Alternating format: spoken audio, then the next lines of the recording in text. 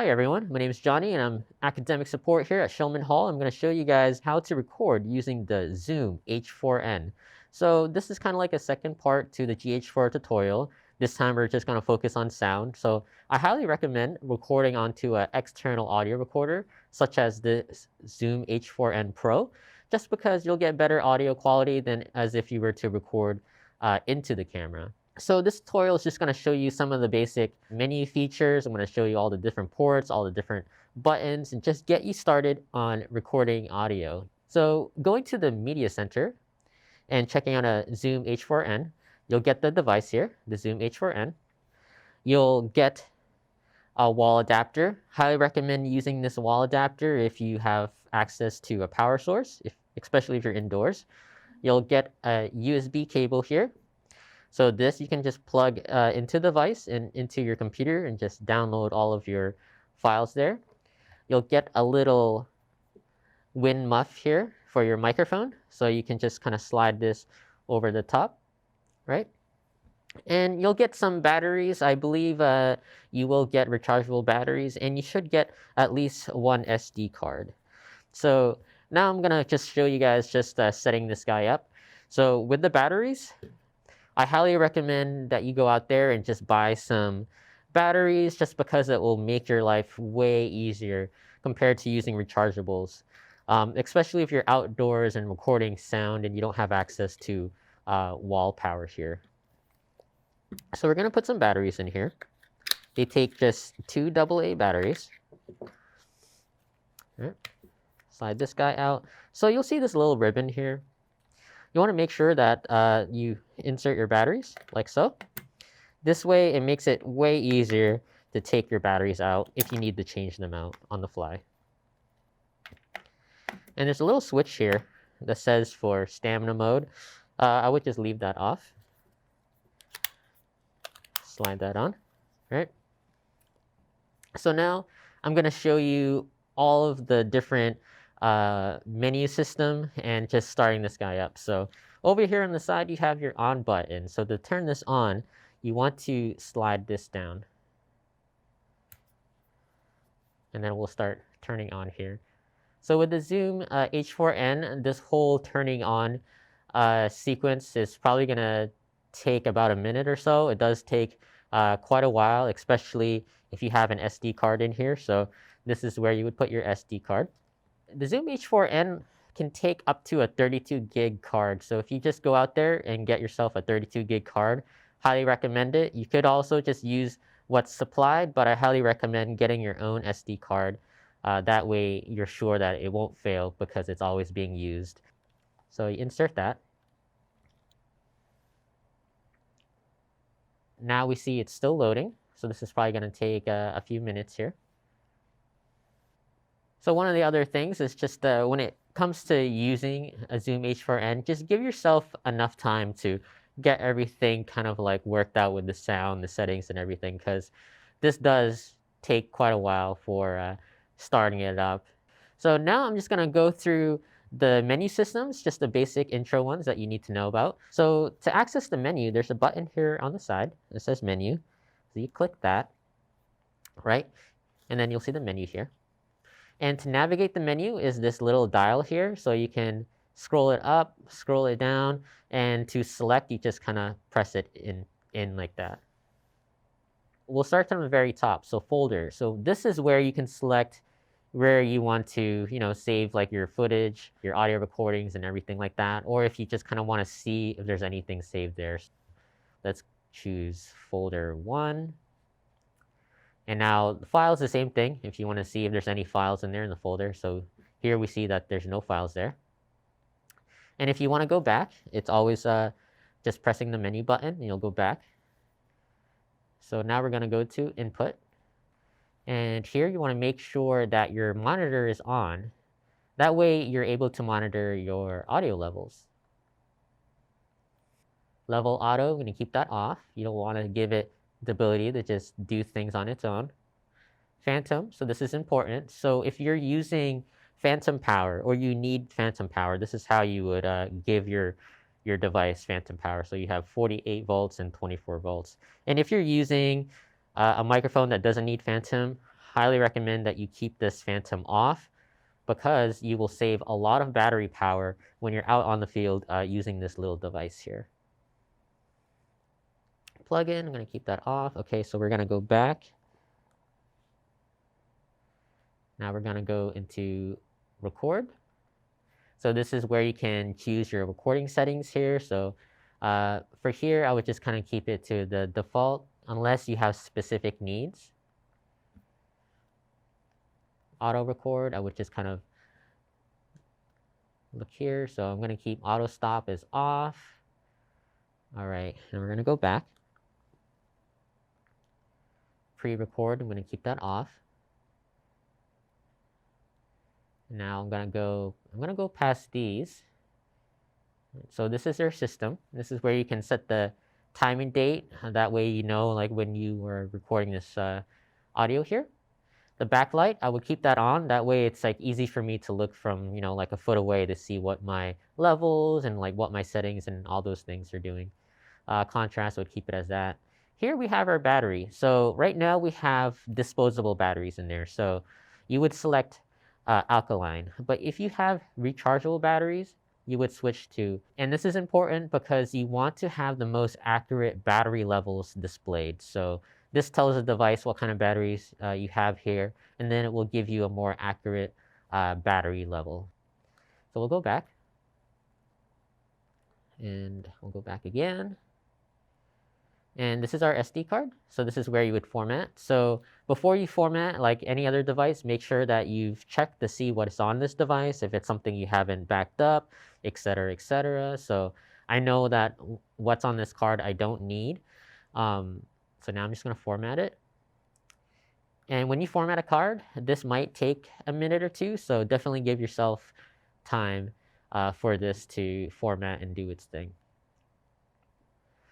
All right, so now that we have that whole loading sequence is done, our card is formatted, and this is our screen here. So there is one other thing with the menu that I want to show that's important and can be very useful when you're out in the field just recording audio. So for me, I like to have more than one source of audio. So here we have mode, so stereo. If we select stereo there, you're going to see like the whole display changes, and this light indicator is now above stereo. So now we're in stereo. So with stereo, it's you're going to be recording from either these right here, these XLRs. So with the Zoom H4N, you have two XLRs here, so left and right, right? Also, you can put in a 1/4 inch here. You can also have phantom power come out of here. And with stereo, you're only recording from one source. So either you're recording from these XLRs, or also there's a built-in microphone here. Also with the Zoom, you also have a 3.5mm jack here for like an external microphone. So you're going to be recording either from here or from one of these guys here. And the way to select that is these buttons here. So here is we have our input. Right here it says mic. Says mic right there. So you want to hit that button, and now we see like the little LED is on mic. And if you want to record from your XLRs, you just hit 1 or 2. Either or, it doesn't matter. It's going to record from both of the XLR inputs. And you can see this here. So if we were to plug a microphone here, so I have an XLR cable. I'm going to attach it to our shotgun microphone, and we're not seeing any levels here, so you want to press record. So when you press record, it's not actually recording, it's kind of going into a pre-record mode, and you can see that up here it's pause, but we can monitor our levels now. So you see on the left channel that we're getting something here, and the left channel is input 1. So now I'm going to show you guys the other mode that's also pretty useful. So we're going to go back to menu. Go back to mode. Oh, we're also going to stop recording. Go back to mode. So here we have 4-channel. And I would recommend that if you're using the Zoom H4N that you select 4-channel, because once you select that, now you see the LED for 4-channel is lit. And now you see here on the display, we have mic and in. So 4-channel, it allows you to record from both of these inputs here, as well as here and here. So this is great. So you have, this could be your scratch audio. This could be your main, audio sources, So you have all of these inputs recording at the same time. And what's great with 4-channel mode is that when you're recording, the files are going to be separate for each input. So this will have its own file. This will have its own file. This will have its own file. This will have its own file. So what's great then is like if you have two people speaking, if you're doing an interview, you can lav or mic them both on separate channels here, and their files would be recorded separately. So you can in post edit their levels, and you don't have to worry about like who's talking before who, and it's not mixed down or anything. So this is great. Highly recommend 4-channel mode. Even if you're only using one or the other, at least you can have scratch audio here. Now that we have that set, that's it for the menu system. So now I'm just gonna show you guys the process of getting this all hooked up and recording. So we're gonna be using a shotgun microphone. That is gonna be my main audio source. And I'm gonna put it on the input here.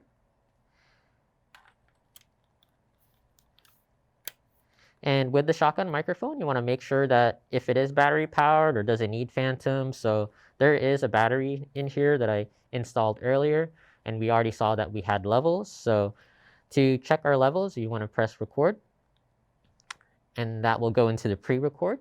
So you'll see the pause, but now we can monitor our levels here.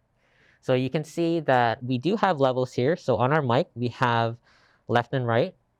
You see the levels there. And on our inputs here on the XLR, we only see our input 1 has levels because input 2 has nothing there. So you will not get levels on that. And to adjust your levels here, there's a switch here on the side. So you see record levels plus and minus. This is how you would adjust that. So what you want to do is press this button. So when you press the record level button here, it's going to ask you which do you want to change the level. So we're going to hit mic, and then you can see it's going to say mic level, and then this is how you adjust that. And vice versa, it's the same thing for all the other inputs. So if we press mic again, it's going to ask us, and we're going to select 1, 1 and 2, and you can adjust that. So with inputs 1 and 2, they are kind of tied together, so you won't be able to individually adjust the levels on input 1 or 2. It's going to affect both. So we're going to put this at 100, just so we see levels there. I'm going to put the mic at 100 as well, just so we have levels that we can see. Okay. And to monitor this on your headphones, there is a jack on the side here. So this is where you put in your 3.5 millimeter jack for your headphones. And to adjust your headphone levels, it's these buttons here for volume. And you can see there on the display, headphone volume. And then when you're ready to record, all you have to do is press the record button again. And now you're recording. You can monitor your levels here. You can see like what's going on, and it's great. And if you want to change the recording levels while it's recording, it's just as easy as just pressing the record level buttons again, selecting which inputs will adjust the mics there, and just changing the levels there. And that's how you adjust the levels live while you're still recording. And if you want to pause the recording, all you have to do is press the pause button, and that's going to pause your recording there. And when you're ready to resume, just press the play again, and you're going to resume recording. It's still going to be the same file there. And once you're done, you can just press stop. And now you've finished recording your first file. And then when you press record again, and now you're going to be recording your second file there. And that's the basic intro on using the Zoom H4N. So we've talked about the different features that you should look for: phantom power, different kind of batteries, recording format, also the different kinds of modes here, stereo, if you only want to record from either set of inputs here, or 4-channel if you want to record all 4. And the advantage of 4-channel mode is it allows you to record 4 different files for each input, which is great if you plan on, editing each input separately. And also, we've talked about just kind of how to operate the recording. And if you guys have any other questions or any like troubleshooting stuff, feel free to reach us at Shulman Hall 225.